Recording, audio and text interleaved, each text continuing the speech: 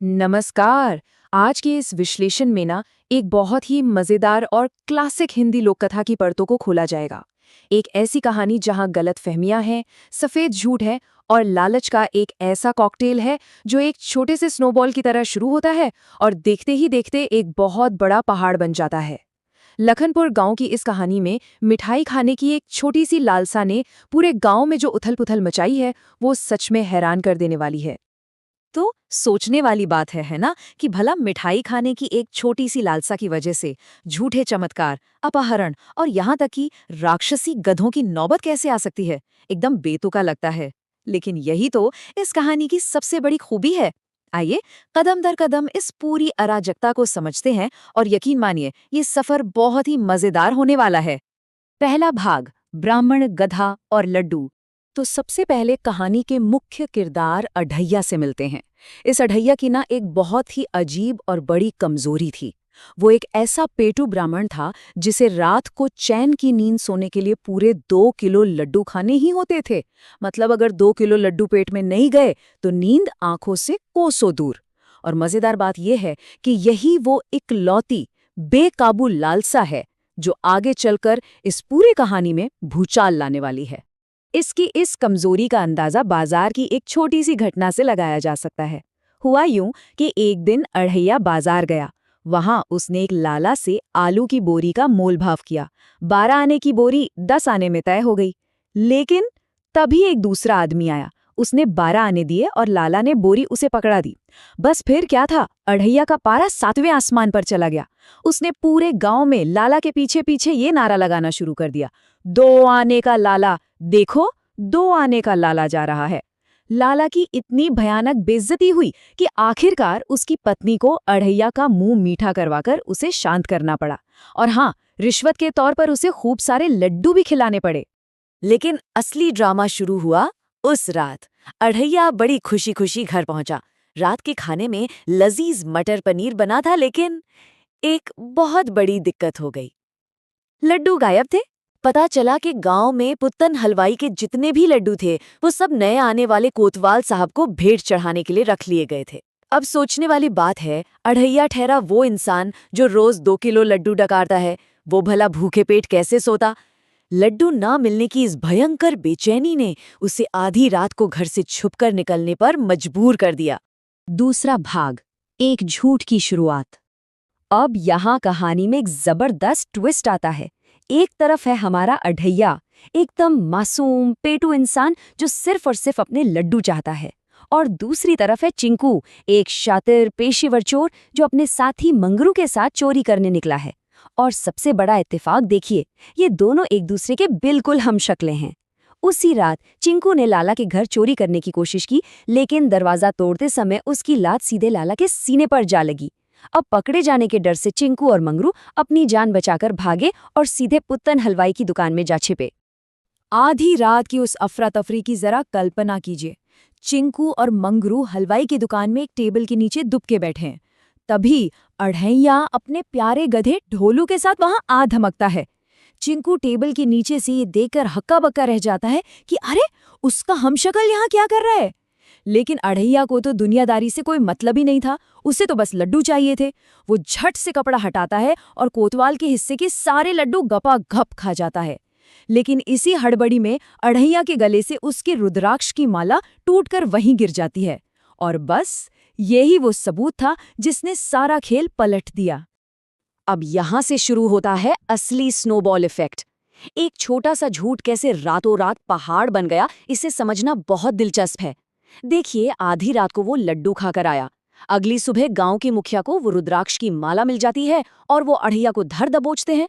अब अढ़ैया की तो हवाइयां उड़ गई, घबराहट के मारे उसका बुरा हाल था।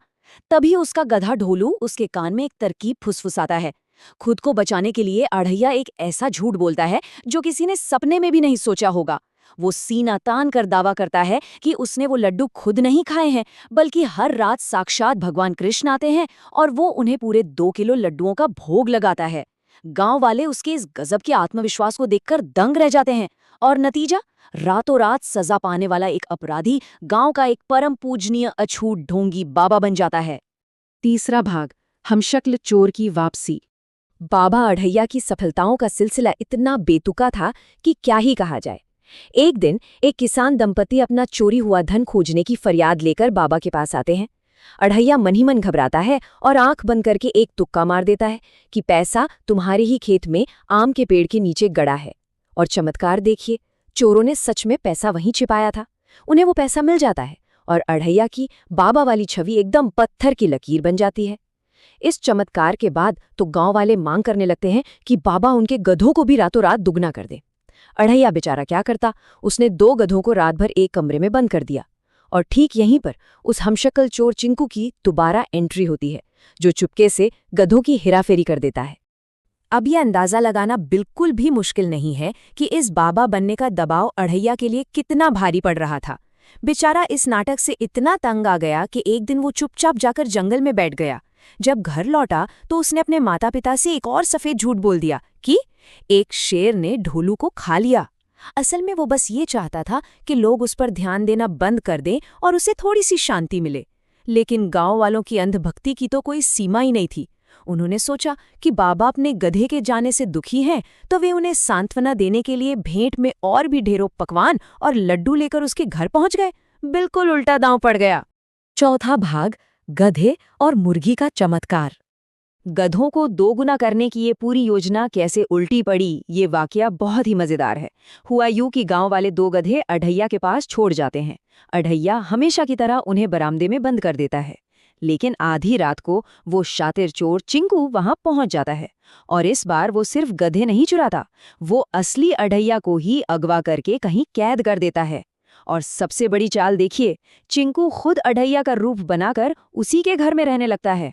कमाल की बात तो ये है कि अढ़ैया का अपना परिवार भी इस बड़े बदलाव को बिल्कुल नहीं पकड़ पाता। अगली सुबह जब गांव वाले 2 गुने गधे लेने वापस आते हैं तो एक ऐसा नजारा सामने आता है जिसकी किसी ने कल्पना भी नहीं की थी। दरवाजा खुलता है और 4 गधों की बजाय 4 मुर्गियां बाहर निकलती हैं। अब चिंकू, जो अढ़ैया का रूप धरे हुए है, उसका दिमाग रॉकेट की तरह चलता है। वो उल्टे गांव वालों पर ही भड़क जाता है और कहता है कि तुमने जरूर कोई बड़ा पाप किया होगा। जब डरे हुए गांव वाले बताते हैं कि उन्होंने पिछली रात मछली खाई थी, तो चिंकू इसी बात को पकड़ लेता है। वो कहता है कि भगवान इस बात से बेहद नाराज हो गए हैं और इसी वजह से गधे मुर्गी बन गए। बेचारी भोली भाली जनता डर के मारे वहां से हाथ जोड़कर माफी मांगते हुए खिसक जाती है। 5वां भाग, असली अढ़ैया की पहचान। लेकिन असली अढ़ैया भी कहाँ हार मानने वाला था। यहां से शुरू होता है उसका मास्टर प्लान। ढोलू गधे की मदद से अढ़ैया किसी तरह रस्सियां खोलकर भाग निकलता है। लेकिन इस बार वो सीधा घर जाने के बजाय अपना दिमाग लगाता है। वो सीधे गांव के मुखिया और कोतवाल के पास जाता है और उनके सामने सारा सच उगल देता है। फिर वो तीनों मिलकर चिंकू को रंगे हाथों पकड़ने के लिए एक शानदार जाल बिछाते हैं। वे लोग चुपके से उस कमरे में 4 गधे बांध देते हैं ताकि चिंकू को लगे कि सच में कोई चमत्कार हो गया है। और फिर अगले ही दिन गांव वाले एक मनगढ़ंत और खौफनाक कहानी के साथ चिंकू के पास लौटते हैं। गांव वाले चिंकू के पास आते हैं और छाती पीट पीट कर रोते हुए कहते हैं, अरे बाबा, गधे तो राक्षस बन गए और हमारी पत्नियों को उठाकर ले गए। वो दावा करते हैं कि उन्होंने गलती से फिर से मांस खा लिया था, इसलिए गधे भयंकर राक्षस बन गए। अब वो चिंकू पर पूरा दबाव डालते हैं कि वो अपनी दिव्य शक्तियों का इस्तेमाल करके उनकी पत्नियों को वापस लाए, वरना वे सब वहीं उसके सामने अपनी जान दे देंगे। और बस यही वो पल था। ये बेतुका और भारी भरकम दबाव चिंकू के लिए बर्दाश्त से बाहर हो गया। वो पूरी तरह टूट जाता है और अपना सिर पकड़कर चिल्लाता है, अरे मैं कोई अढ़ैया महाराज नहीं हूं, मैं तो सिर्फ तुम सबको बेवकूफ बना रहा था। और ठीक उसी समय असली अढ़ैया, मुखिया और कोतवाल अपने छिपने की जगह से बाहर आ जाते हैं। मतलब जाल पूरी तरह से और शानदार तरीके से काम कर गया था। छठा और आखिरी भाग, लालच का अंतिम परिणाम। लेकिन कहानी अभी खत्म नहीं हुई है। जैसे ही कोतवाल चिंकू को पकड़ने के लिए आगे बढ़ता है, चिंकू अपनी आखिरी और सबसे शातिर चाल चलता है। वो फुर्ती से असली अढ़ैया को खींचता है और पास ही पड़े एक बड़े से भूसे के ढेर में छलांग लगा देता है। कुछ देर बाद जब वे दोनों भूसे से बाहर निकलते हैं तो मामला और उलझ जाता है। दोनों बिल्कुल एकदम एक जैसे दिख रहे थे, सिर से पैर तक धूल और भूसे से सने हुए। अब किसी के लिए भी ये पहचानना नामुमकिन हो गया कि असली ब्राह्मण कौन है और चोर कौन है। दोनों ही जोर जोर से चिल्ला रहे थे कि मैं असली अढ़ैया हूं। इस भयानक कंफ्यूजन के बीच ढोलू गधे ने एक बहुत ही शानदार सुझाव दिया, और वो सुझाव जुड़ा था एक बेहद खास नंबर से, 2 किलो। ढोलू ने समझाया कि असली अढ़ैया की पहचान सिर्फ और सिर्फ एक ही तरीके से हो सकती है, वो है उसके 2 किलो लड्डू खाने की बेमिसाल क्षमता। जो कोई भी एक बार में बिना रुके पूरे 2 किलो लड्डू खा लेगा, वही असली अढ़ैया होगा। बात एकदम पते की थी। और सच कहा जाए तो इस पूरी कथा का इससे सटीक और मजेदार अंत हो ही नहीं सकता था। दोनों के सामने लड्डुओं से भरी बड़ी बड़ी थालियां रख दी जाती हैं।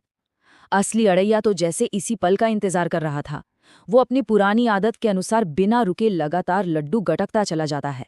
उसके लिए 2 किलो लड्डू खाना तो जैसे बाएं हाथ का खेल था। लेकिन दूसरी तरफ चिंकू, जो सिर्फ एक बहरूपिया था, महज 4 लड्डू खाने के बाद ही उसकी हवा निकल जाती है। वो हार मान लेता है और उसका पेट फटने को हो जाता है। इस तरह अढ़ैया की जो सबसे बड़ी कमजोरी थी ना, उसका पेटूपन, उसी ने अंत में उसकी जान बचाई और असली चोर को पकड़वा दिया। तो इस पूरी मजेदार कहानी के अंत में एक बहुत ही गहरा सवाल सामने आता है।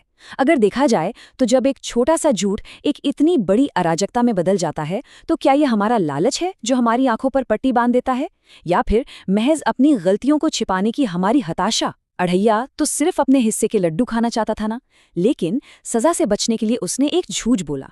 उस एक झूठ ने उसे भगवान बना दिया, चोरों को न्योता दिया और लगभग उसकी जान ही ले ली। ये कहानी बहुत ही मजेदार तरीके से सिखाती है कि लालच और झूठ का कॉकटेल हमेशा तबाही ही लाता है। ये लोक कथा न केवल चेहरे पर मुस्कान लाती है, बल्कि इंसानी फितरत के बारे में बहुत कुछ सोचने पर भी मजबूर करती है। आज के इस विश्लेषण में हमारे साथ जुड़े रहने के लिए बहुत बहुत धन्यवाद।